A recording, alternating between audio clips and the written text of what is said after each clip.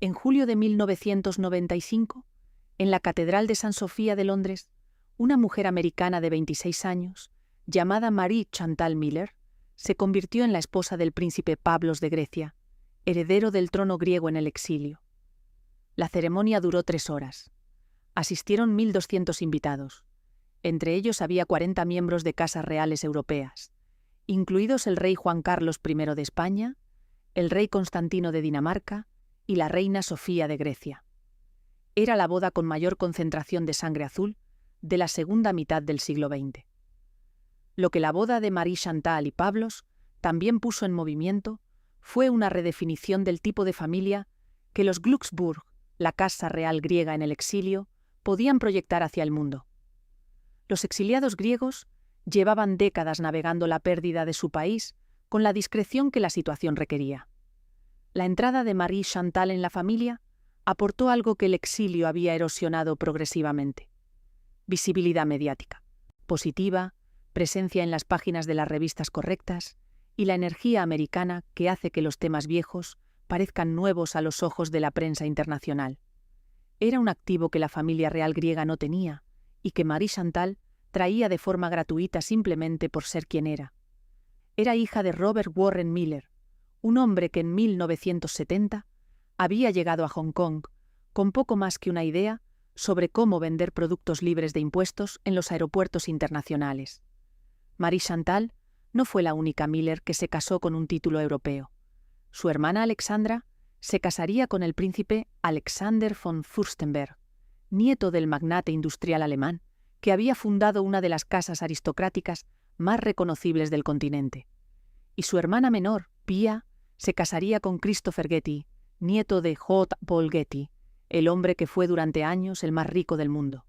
3 hermanas, 3 apellidos con historia, 3 matrimonios que en los años 90 llenaron las páginas de Vogue, Tatler y Vanity Fair con una regularidad que no tenía precedente para hijas de una familia que en 1970 no existía en ningún registro de la élite global.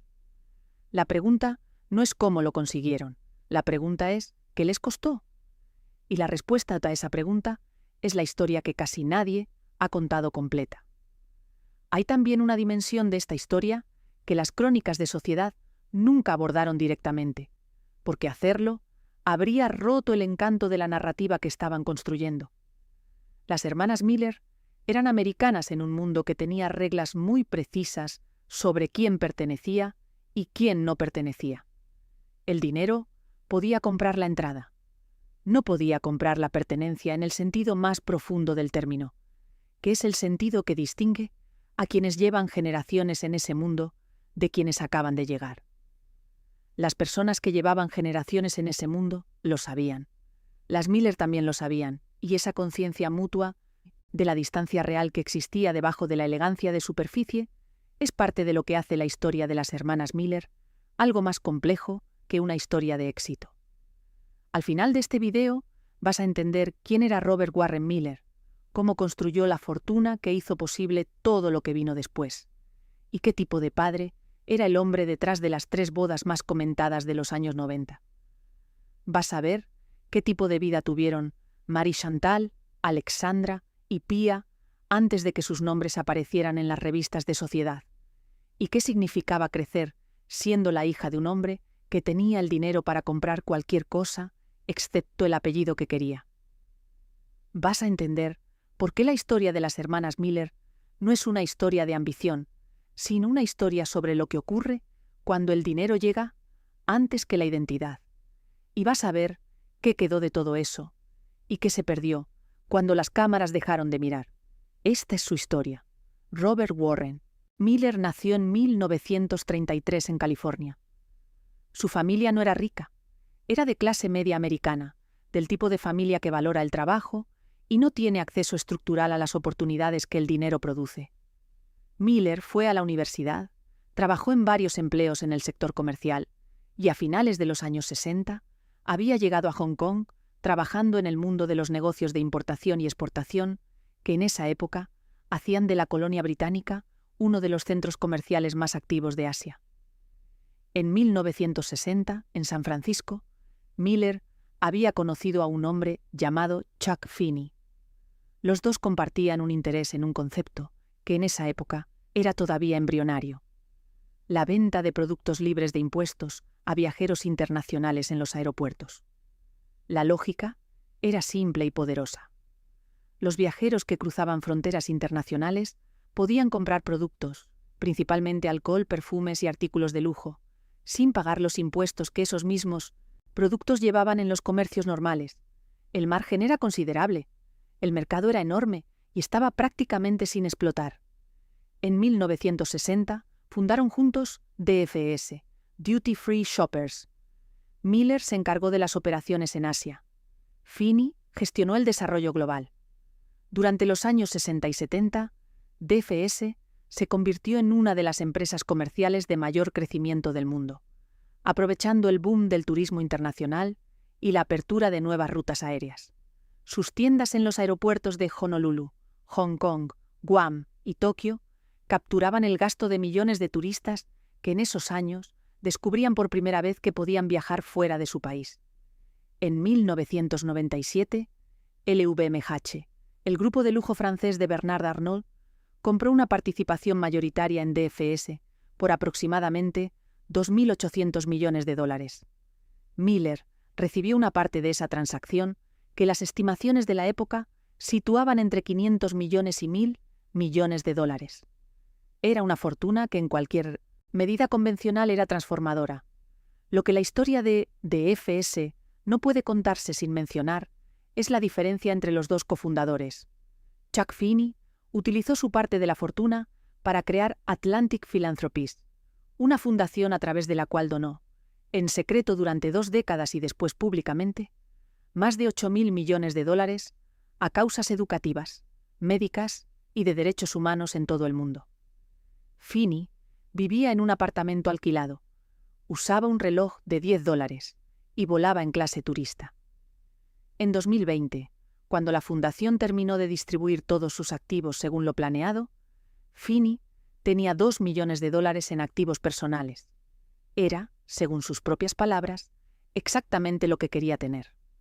Robert Warren Miller tomó un camino diferente. Marie Chantal nació en 1968 en Ecuador, donde su padre tenía en ese momento intereses comerciales. Alexandra nació en 1972. Pia nació en 1973. Las 3 hermanas pasaron su infancia y adolescencia en un movimiento perpetuo que era la norma de las familias de hombres de negocios internacionales de esa época.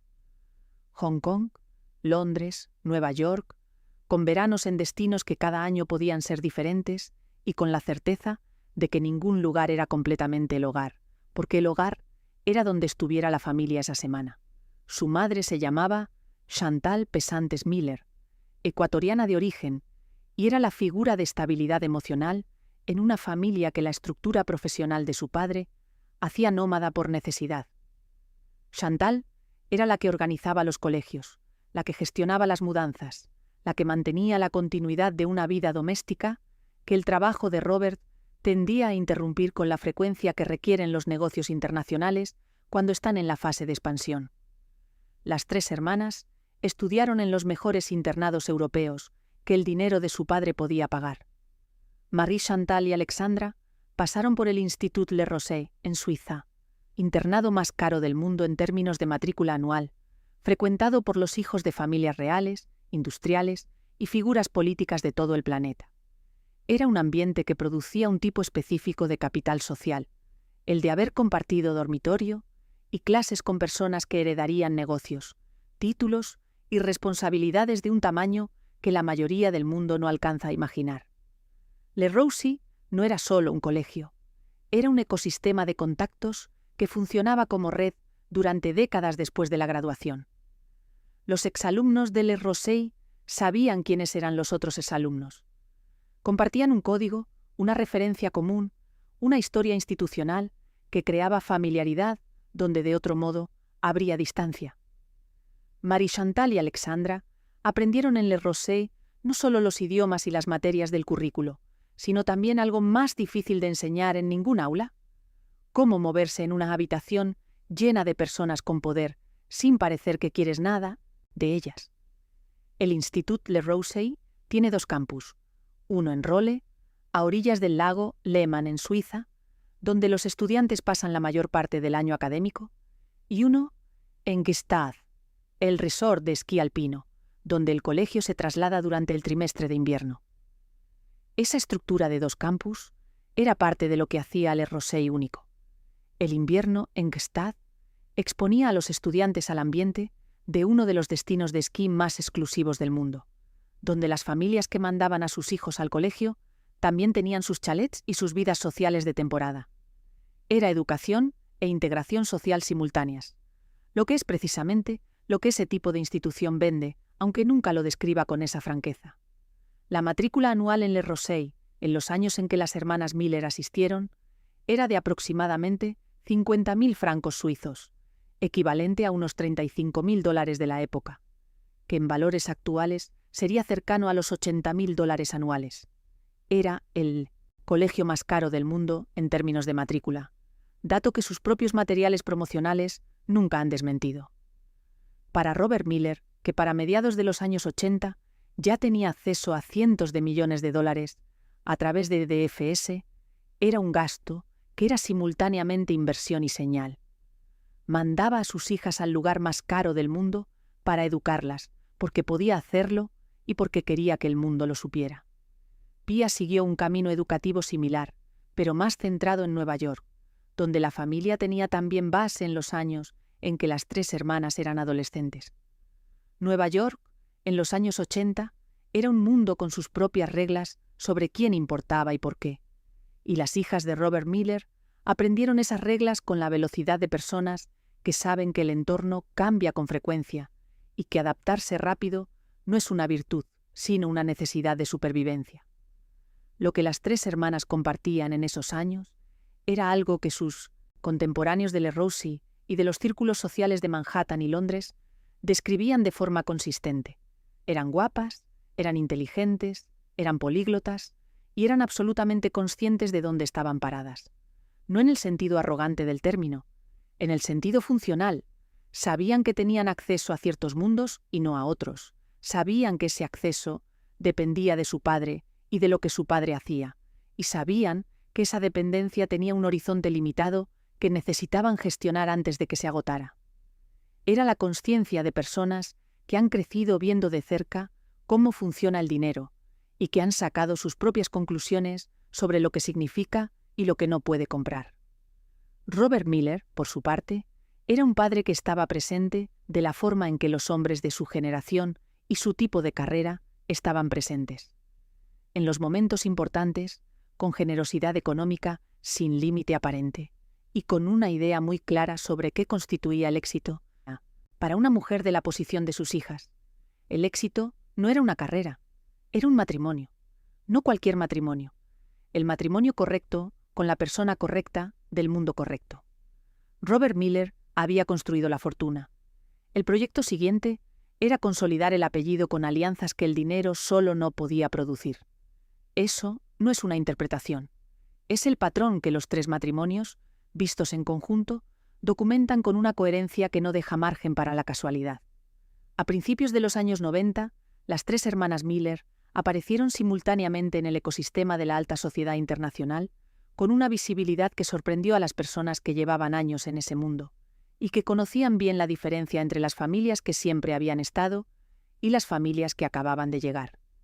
El término "it girl" existía desde los años 20, acuñado en referencia a la actriz Clara Bow, pero fue en los años 90 cuando adquirió el significado preciso que sigue teniendo.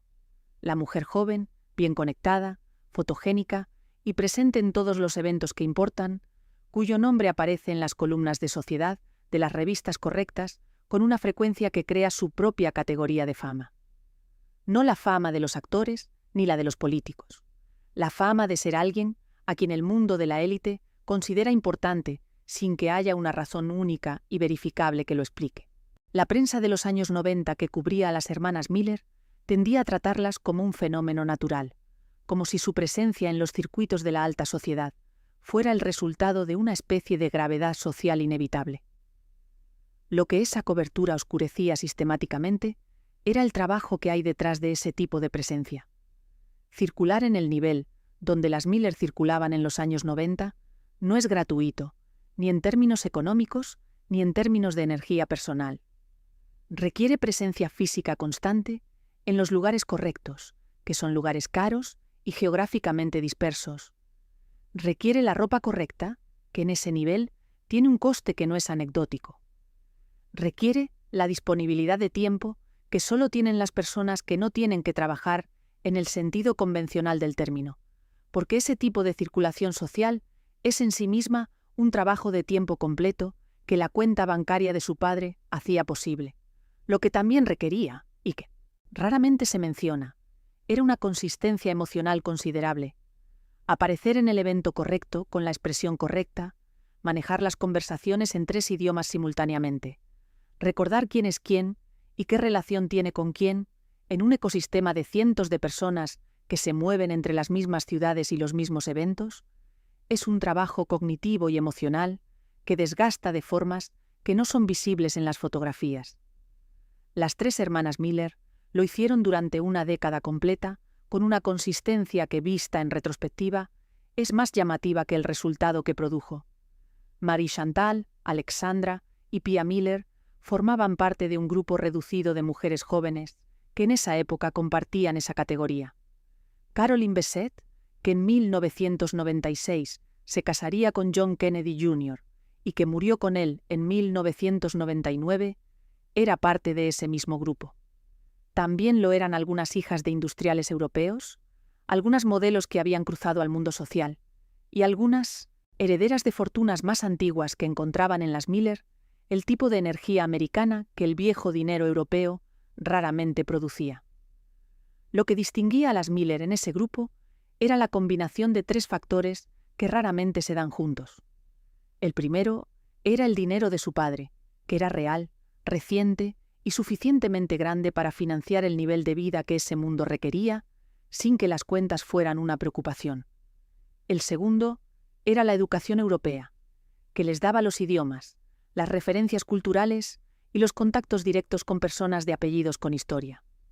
El tercero era la ambición, que en las 3 hermanas tomaba formas diferentes, pero que en las 3 era igualmente evidente para quien miraba con cuidado.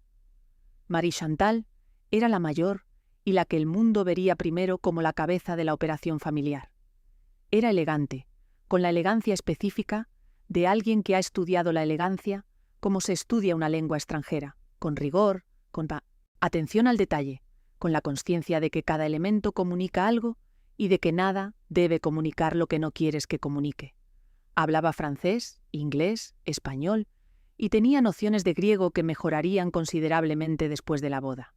Era también diseñadora de moda, actividad que desarrollaría a lo largo de los años 90 y 2000 con una seriedad que muchas personas en el mundo del lujo tardaron en reconocer, precisamente porque la veían primero como la hija de Miller y después como la princesa Pablos, y solo en tercer lugar, si llegaban a ese punto, como la diseñadora. Alexandra era distinta en temperamento. Donde Marie Chantal calculaba, Alexandra era más impulsiva. Donde Marie Chantal proyectaba frialdad elegante, Alexandra tenía una calidez que hacía que las personas se sintieran cómodas más rápidamente. Sus contemporáneos la describen como la más fácil de las 3 para tratar, la más dispuesta a salirse del guión, la que en una cena podía desviar la conversación hacia un territorio inesperado y hacer que todo el mundo en la mesa estuviera contento de que lo hubiera hecho. Pia era la menor y la que tomó el camino más americano de las 3. Mientras Marie Chantal se orientaba hacia Europa y Alexandra hacia la intersección entre Europa y América que representaba el mundo Fürstenberg, Pia se quedó más centrada en Nueva York y en la cultura americana de los años 90.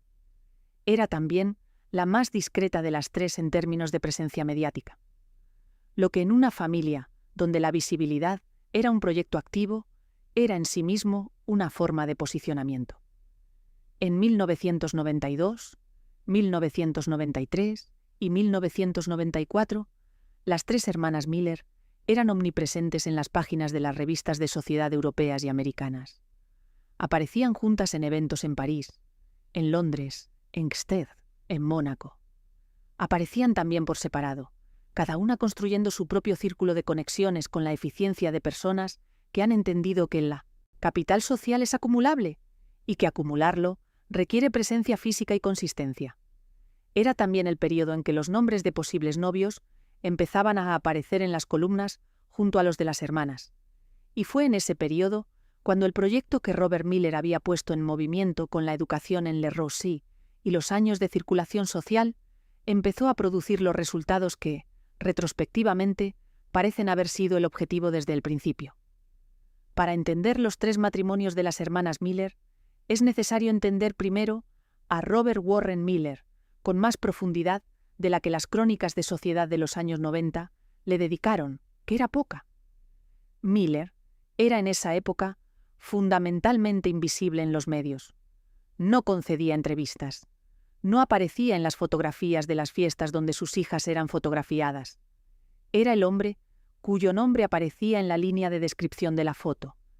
Hija de Robert Miller, el magnate del Contos Duty Free y que nunca aparecía en la foto misma. Esa invisibilidad era coherente con la forma en que había construido DFS, en segundo plano, gestionando las operaciones mientras otros tenían la visibilidad. Era también, según personas que lo conocieron en ese periodo, una característica de personalidad genuina más que una estrategia calculada. Miller no necesitaba ser visto. Necesitaba que sus objetivos se cumplieran. El objetivo en el caso de sus hijas tenía una lógica que era la misma lógica que había guiado DFS. Identificar dónde estaba el valor que otros no habían capturado todavía. Posicionarse correctamente para acceder a ese valor y ejecutar con la paciencia y la precisión que requieren los proyectos de largo plazo. En el caso de DFS, el valor estaba en el mercado de viajeros internacionales que nadie había organizado sistemáticamente. En el caso de sus hijas, el valor estaba en las casas reales y aristocráticas europeas que tenían el linaje y los títulos que el dinero de Miller no podía comprar directamente. No es una lectura cínica de la situación, es la lectura que la cronología y la geografía de los matrimonios soportan. Las 3 hermanas Miller recibieron una educación específicamente diseñada para producir el tipo de persona que esos círculos aceptarían. Fueron colocadas en los entornos donde ese tipo de persona conoce a los candidatos que el proyecto requería. Y se casaron, las 3, con personas que tenían exactamente el tipo de pedigrí que completaba lo que el apellido Miller no traía consigo. Si las hermanas compartían o no el objetivo de su padre, es una pregunta más compleja. Lo que sí puede decirse es que ninguna de las 3 se rebeló contra ese proyecto de la forma que habría sido posible, y que en familias con dinero similar había ocurrido con otras hijas. Marie Chantal no eligió una carrera artística que la alejara del mundo de la alta sociedad. Alexandra no se casó con alguien fuera del radar del establishment europeo. Pia no desapareció en una vida deliberadamente alejada de la visibilidad que venía con el apellido Miller. Las 3 tomaron caminos que eran coherentes con el proyecto familiar, lo que puede interpretarse como acuerdo, como ausencia de alternativa visible, o como algo entre las 2 cosas que es más difícil de nombrar. Robert Miller también tenía una historia personal, que sus biógrafos han tratado con discreción, pero que es relevante para entender el tipo de padre que era. En algún punto de los años 80, Robert y Chantal Miller se separaron. El divorcio no fue inmediato ni limpio, y afectó a las 3 hijas de formas que cada una procesó con herramientas distintas. Marie Chantal, la mayor, lo vivió con la edad suficiente para entender qué estaba ocurriendo, y no suficiente para tener las herramientas de una adulta para gestionarlo. Alexandra y Pia lo vivieron siendo más jóvenes. La madre mantuvo la relación con las 3 hijas. El padre siguió siendo el padre, presente en los momentos que él elegía y con la generosidad económica que era su forma de relación principal con ellas. Era el patrón conocido de los hombres de la generación de Miller que habían construido fortunas a costa del tiempo doméstico. Abundancia material y escasez de presencia que las personas que los rodean tienden a narrar, o bien como amor expresado de forma imperfecta, o bien como ausencia racionalizada con dinero. Los 2 relatos son simultáneamente verdaderos para diferentes miembros de la misma familia. Robert Miller Se casó por segunda vez después del divorcio de Chantal. Su segunda esposa era también de un mundo diferente, del que sus hijas habitaban en los años 90, lo que generaba en las dinámicas familiares una complejidad adicional que las coberturas de sociedad de esa época preferían no tratar. Las relaciones de las tres hermanas con la segunda familia de su padre son parte del territorio no documentado de esta historia, que es considerable. Lo que sí es verificable es que el divorcio de los padres no interrumpió el proyecto. Si acaso lo intensificó. Con el hogar original fragmentado, las alianzas matrimoniales que el proyecto buscaba para las hijas se convertían también en la forma más visible de demostrar que la familia Miller seguía siendo una unidad con un proyecto coherente. Lo que el divorcio de los Miller produjo en las tres hijas no está completamente documentado de ninguna forma pública. Lo que sí es visible es que las tres hermanas construyeron vidas en las que la estabilidad, la permanencia y la posición social inamovible eran valores centrales.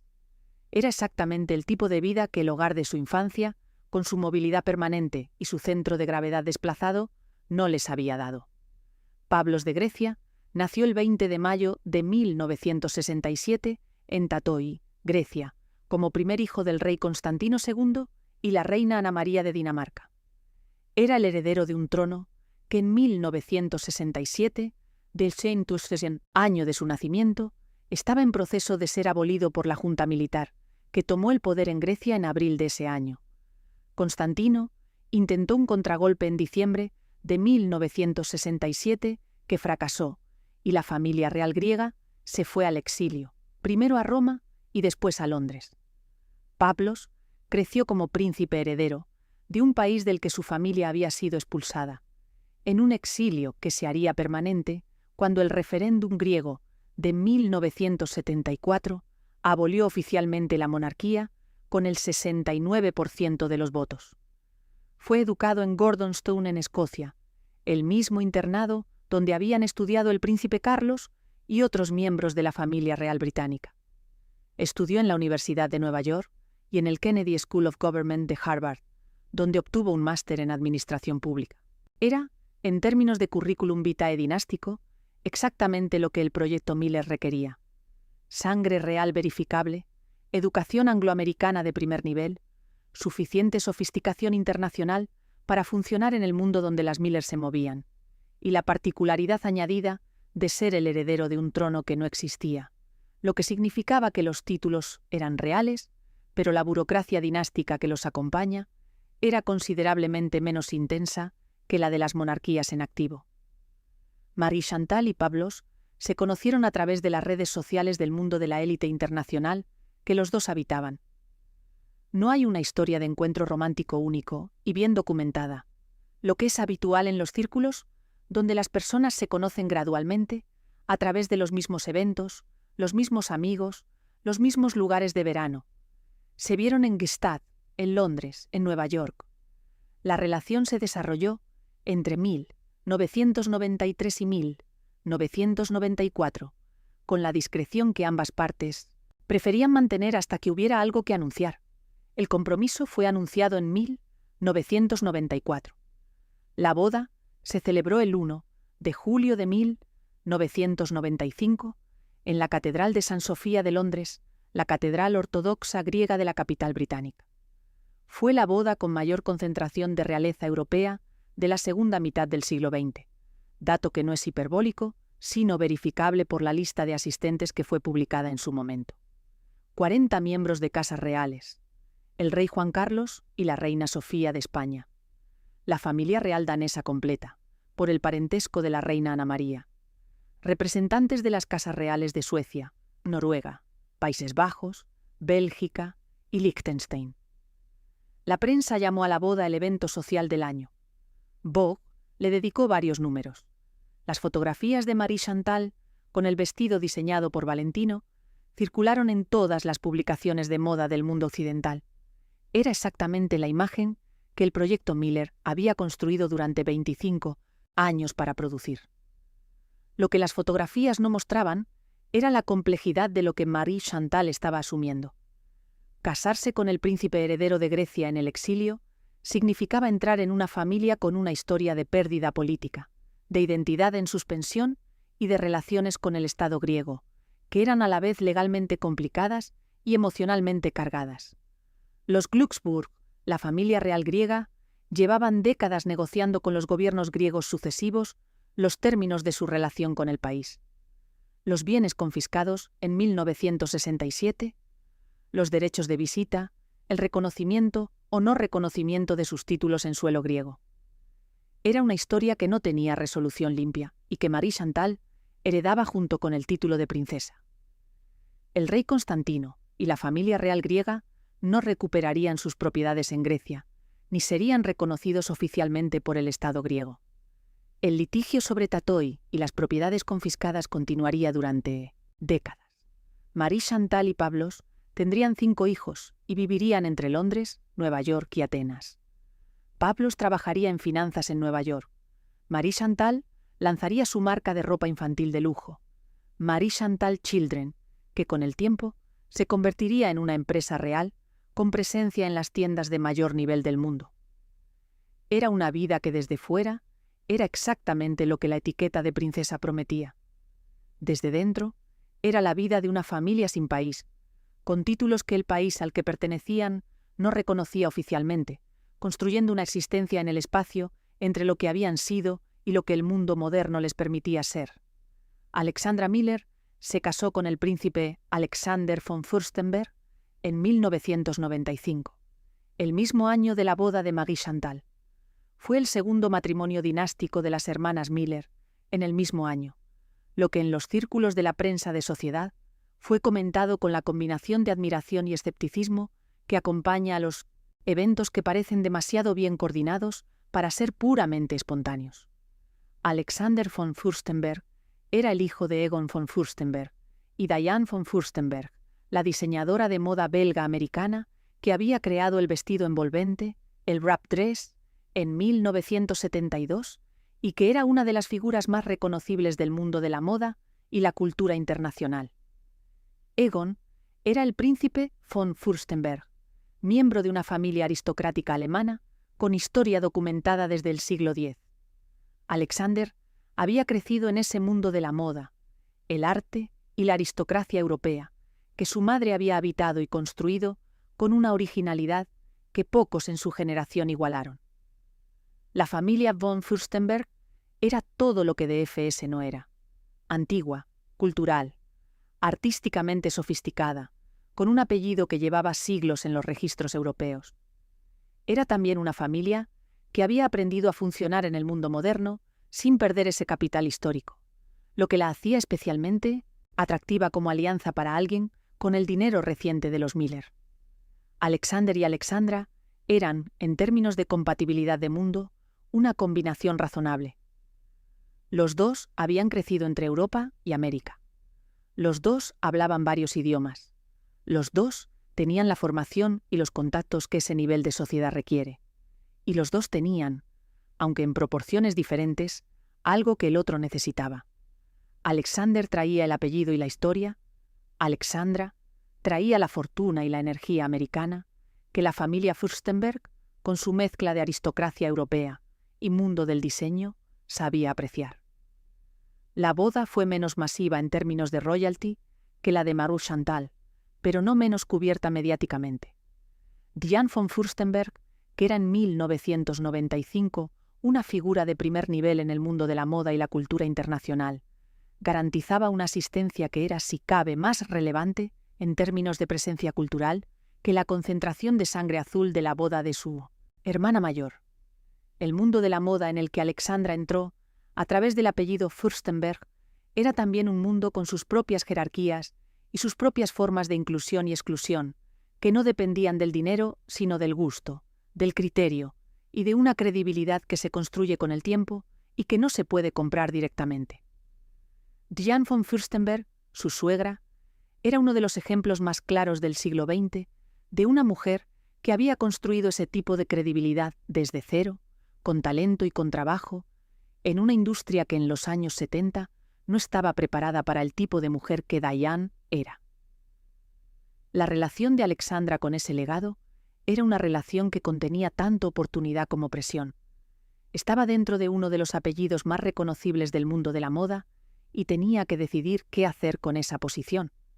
El matrimonio de Alexandra y Alexander tuvo una hija, Talita von Fürstenberg, que nacería en 1999 y que con el tiempo se convertiría en una figura de la moda y el mundo social en sus propios términos, heredando de su abuela Diane el ojo para el estilo y de su madre la capacidad de circular en múltiples mundos simultáneamente. Lo que el matrimonio también tuvo fue dificultades que condujeron al divorcio, que se produjo en los años posteriores.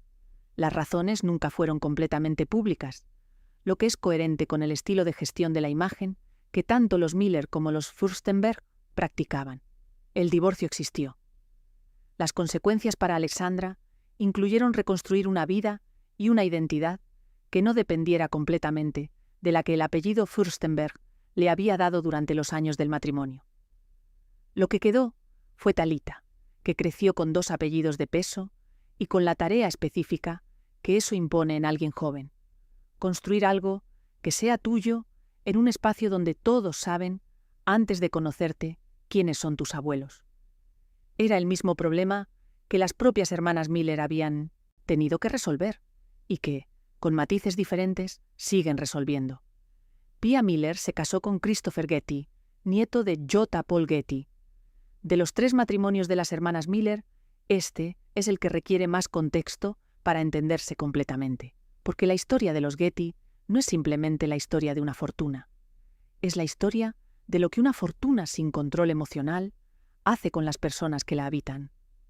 Lo que la familia Getty representaba en el imaginario americano de los años 90 era también algo específico que ninguna otra fortuna americana replicaba exactamente. Los Getty eran el dinero del petróleo en su versión más extrema y más disfuncional, la demostración más conocida de que la riqueza sin estructura emocional produce generación tras generación de personas que tienen todo el acceso y ninguna de las herramientas para usarlo, de forma que produzca vidas enteras en lugar de fragmentos de vida brillantes separados por crisis. La cultura popular americana de los años 90 estaba fascinada con los Getty, de la misma forma que siempre está fascinada con las fortunas que producen escándalos.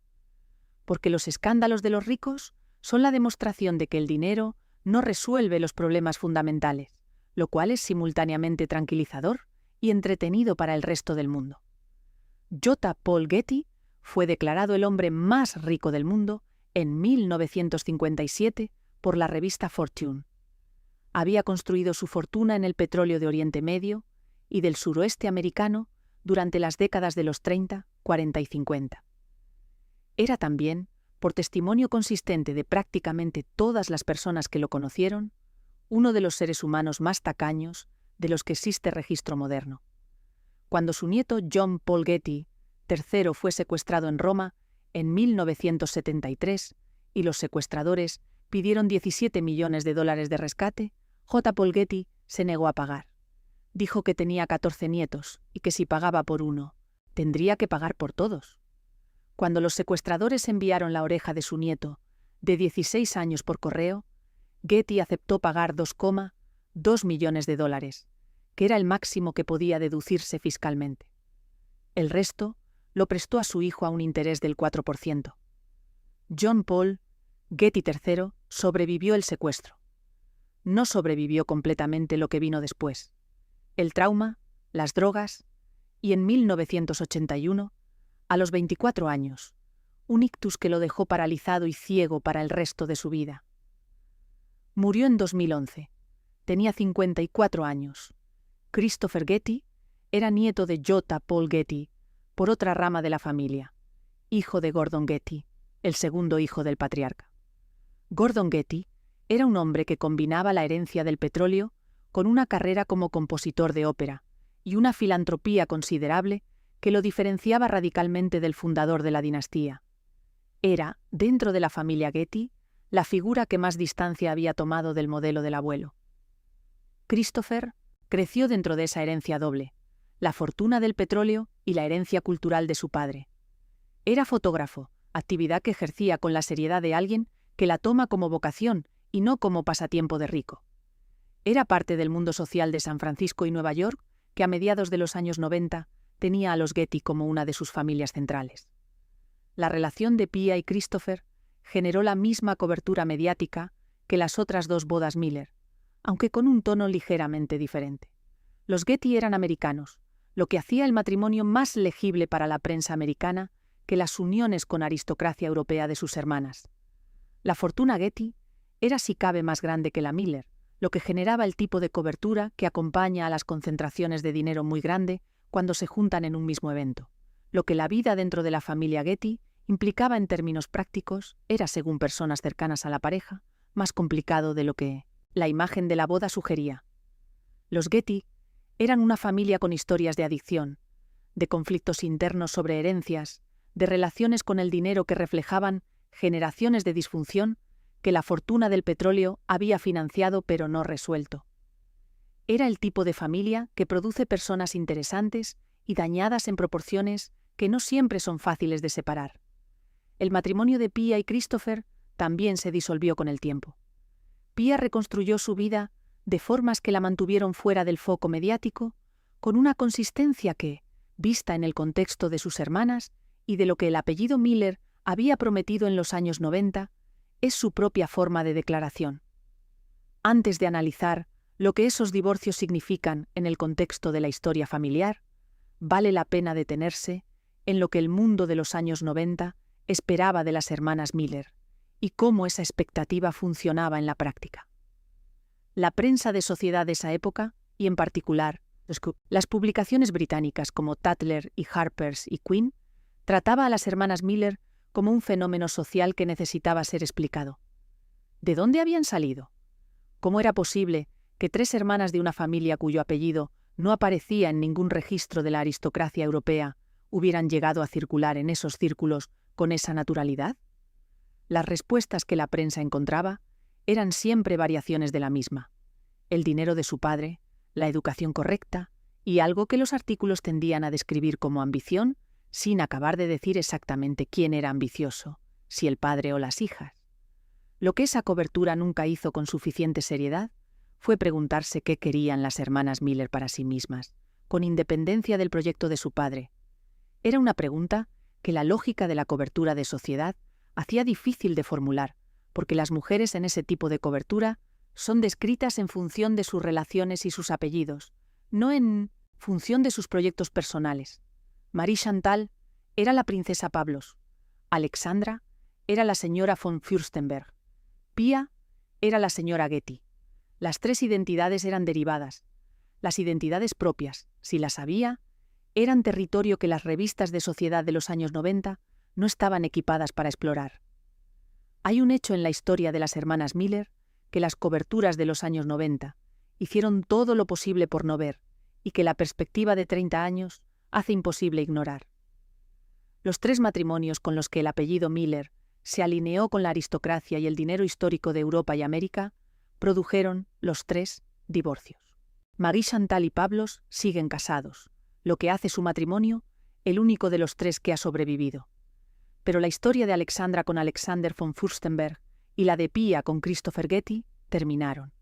Y eso no es un dato menor en la historia de una familia cuyo proyecto central durante 2 décadas fue construir alianzas matrimoniales estables con apellidos de primer nivel. La pregunta que ese dato plantea es si el proyecto funcionó, y la respuesta depende de cómo se define el éxito del proyecto. Si el éxito se mide por los títulos y los apellidos obtenidos, el proyecto funcionó. Los tres matrimonios produjeron las alianzas que Robert Miller había construido para producir. El nombre Miller quedó asociado de forma permanente con los nombres Pablos, Fürstenberg y Getty en el registro público de los años 90. Ese registro no desaparece cuando se firma el divorcio. Si el éxito se mide por las vidas que las tres hermanas construyeron dentro de esos matrimonios, la respuesta es más complicada. Marie Chantal construyó una vida y una carrera que son suyas, de formas que el proyecto de su padre no había anticipado completamente. Su marca de ropa infantil, Marie Chantal Children, es una empresa real con decenas de empleados y presencia en los mercados de lujo más competitivos del mundo. No es el accesorio del título de princesa. Es una carrera que habría existido aunque el apellido del marido fuera otro. Alexandra, después del divorcio, construyó una identidad que es más difícil de rastrear en el registro público, precisamente porque eligió esa dificultad. Es la hermana que menos presencia mediática mantiene en la actualidad, lo que en una familia que construyó su posición sobre la visibilidad es en sí mismo significativo. Pia, de forma similar, es la menos visible de las tres en el periodo posterior a los años 90. Su vida en la actualidad tiene una discreción que contrasta con la década en que su nombre aparecía junto a los de Caroline Bessette y Marie Chantal como referencia de la mujer joven más buscada de la alta sociedad internacional.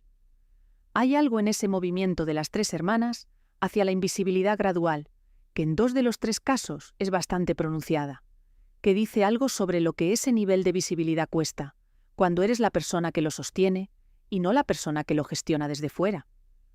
Robert Miller gestionó la visibilidad de sus hijas desde fuera, desde esa invisibilidad propia que cultivó cuidadosamente durante toda la operación. Sus hijas la sostuvieron desde dentro, con sus cuerpos y sus nombres y sus vidas, y con el tiempo, las que pudieron eligieron no seguir sosteniéndola. La diferencia entre esas dos posiciones es la diferencia entre tener un proyecto y ser el proyecto. Robert Warren Miller vendió su participación en DFS cuando LVMH adquirió la empresa en 1997 y pasó las décadas siguientes gestionando sus inversiones y manteniendo el perfil bajo que había sido su estilo desde el principio. Vivió en Mónaco durante años, en la propiedad correcta del lugar correcto, con la discreción de quien ha conseguido lo que quería, y ya no necesita seguir actuando en público.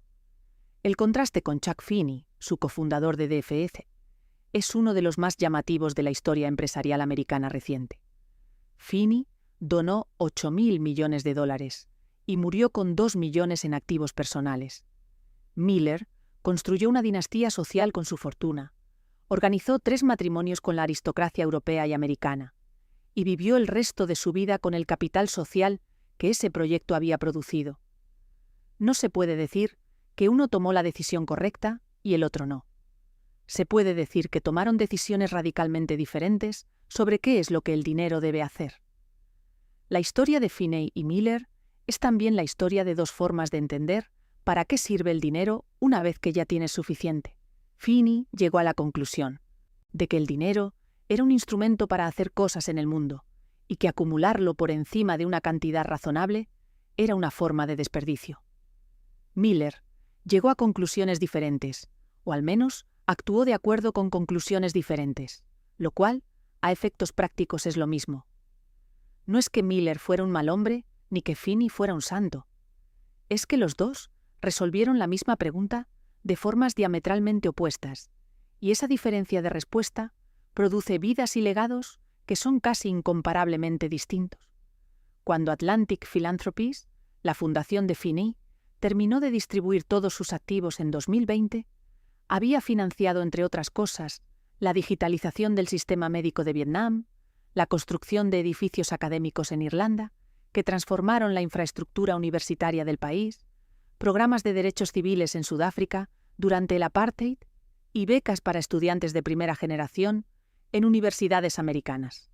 El impacto, directo y verificable de esa fortuna en la vida de personas concretas es enorme y documentable.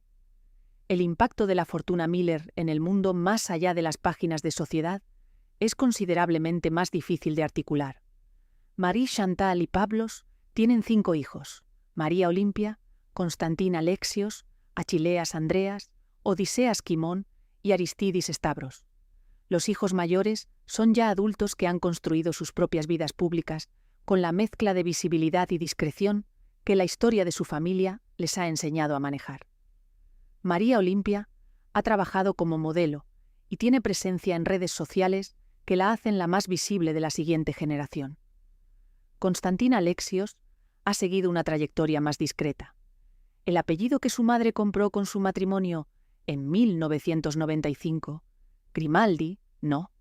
El apellido Pablos de Grecia, que es el que los hijos de un príncipe heredero en el exilio llevan, es el que sus hijos cargan, junto con la historia que viene con él.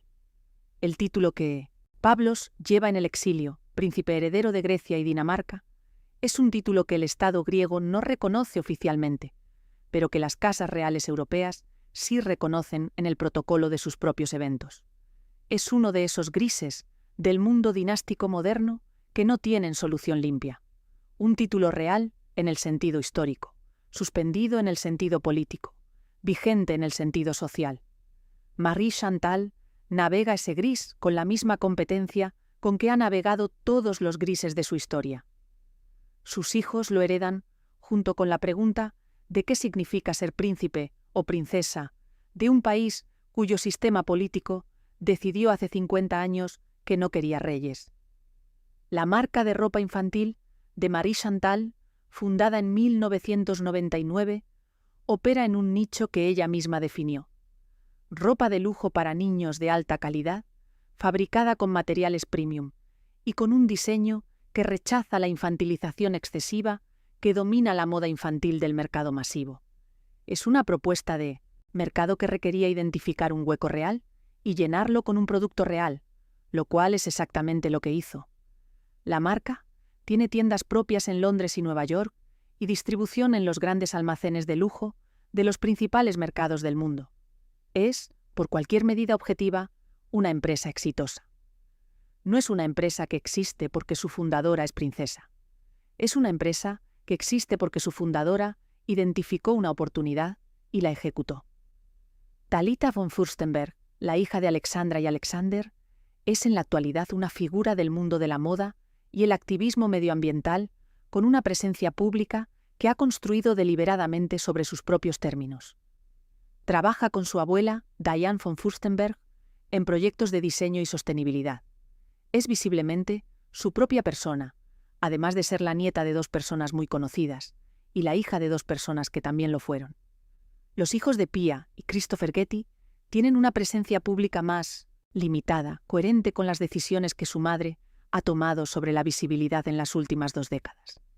Caroline Bessette, la cuarta de las It Girls de los años 90, que completaban el grupo junto a las 3 Miller, murió en julio de 1999 en el accidente de avioneta junto a su marido, John Kennedy Jr. y su hermana Lauren. Tenía 33 años. Su historia tiene un guión propio que ya se ha contado en este canal. Lo que sí puede decirse en relación con las Miller es que la muerte de Caroline fue el momento en que esa generación de It Girls dejó de ser una categoría colectiva y se convirtió en historias individuales, cada una siguiendo el trayecto que las decisiones tomadas en los años 90 habían puesto en movimiento. El mundo que las hermanas Miller habitaron y en parte construyeron en esos años no existe ya de la misma forma. Las revistas de sociedad que les dedicaban portadas siguen existiendo, pero han perdido la centralidad cultural que tenían en los años 90. El concepto de It Girl ha sido absorbido por las redes sociales y distribuido en millones de versiones simultáneas que hacen la versión original irreconocible. La alta sociedad internacional sigue existiendo, pero se ha vuelto más porosa, más mediada por el dinero puro y menos por el apellido, lo que paradójicamente hace que el proyecto Miller, que dependía de la porosidad entre el dinero reciente y el apellido antiguo, haya sido, en cierto sentido, el último gran ejemplo de ese tipo de operación antes de que las reglas del juego cambiaran. Hay un patrón en la historia de las hermanas Miller que trasciende los detalles de cada matrimonio y que vale la pena nombrar porque no comienza ni termina con ellas. Es el patrón del dinero nuevo que intenta comprar la permanencia que el dinero solo no puede dar. Robert Miller construyó una fortuna en 20 años. Esa fortuna podía comprarle Rosie, podía pagar las bodas, podía financiar la circulación en los putos tours, circuitos correctos. Lo que no podía comprar eran los siglos que hay detrás de un apellido como Fürstenberg, o la historia dinástica que hay detrás de la casa real griega, o el peso específico que tiene el apellido Getty en la conciencia americana. Eso solo se obtiene por la vía que la historia occidental lleva siglos usando para obtenerlo: el matrimonio. Las hermanas Miller fueron, en ese sentido, el instrumento del proyecto de su padre, de la misma forma que las mujeres, en las alianzas matrimoniales de la nobleza europea, habían sido instrumentos durante siglos de proyectos que ellas no habían diseñado, pero que les correspondía ejecutar. La diferencia es que las hermanas Miller tenían agencia en un sentido que esas mujeres no tenían. Podían haberse negado, podían haber elegido carreras, geografías, vidas que fueran diferentes. Que no lo hicieran o que no lo hicieran de forma suficientemente visible para cambiar el resultado es parte de la historia. Marie Chantal encontró en el espacio que el título de princesa le dio una plataforma para construir una carrera propia que es genuinamente suya. Alexandra y Pia encontraron en algún punto que el costo de habitar esas alianzas era mayor que el beneficio que reportaban, y eligieron la salida que el divorcio ofrecía. Las tres, a su manera, resolvieron la tensión entre ser el proyecto y ser una persona de formas que sus contemporáneas de los años 90 reconocerían como variaciones del mismo problema central que esa época planteó a las mujeres que vivieron en ese nivel de visibilidad. El siglo XX produjo una categoría de mujer que no había existido antes con esas características precisas. Suficientemente educada para tener criterio propio. Suficientemente visible para que ese criterio tuviera consecuencias públicas. Y suficientemente atada a estructuras familiares y sociales que habían sido diseñadas sin contar con ese criterio. Las hermanas Miller vivieron en esa categoría durante los años 90 con la intensidad que ese periodo requería. Lo que hicieron después, cuando las cámaras se fueron a otro sitio, es probablemente la parte más honesta de su historia, y también es la parte que menos gente conoce. Lo cual, si lo piensas, tiene toda la lógica del mundo. Hay un detalle sobre la forma en que las hermanas Miller gestionaron su visibilidad colectiva en los años 90 que dice más sobre su inteligencia que cualquiera de los titulares que generaron.